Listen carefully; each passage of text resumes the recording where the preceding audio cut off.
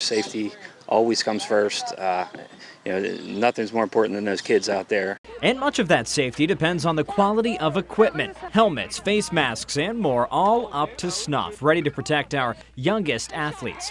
Rich Gaultier is the president of the Ohio Valley Youth Baseball League. He says gone are the days of leagues providing most of the equipment. Now kids and parents usually buy their own. And when it comes to helmets, it has to fit. A helmet that's too big is not safe, and a helmet that's too small doesn't function well either.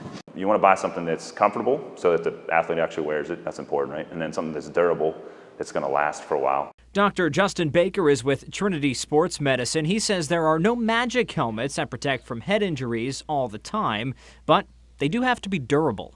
If it's cracked anywhere, usually right on the bill, that's a no-no, because that's a defective helmet and it's got to be discarded at that point. The other thing is padding inside of the helmet. Any padding that's torn or ripped, that helmet must be discarded as well. And if the helmet isn't discarded, the player and coach can be penalized. Infractions that come after that first warning lead to ejections for both the coach and the player.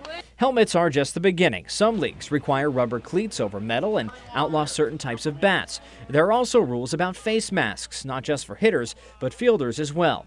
And with all of that in mind, no piece of equipment can protect kids from the most common types of injuries. Those come while doing routine things like throwing and running. In fact, most injuries Dr. Baker sees come from the former, and he says they are preventable. Really easy preventable as long as you're doing the right things, such as resting.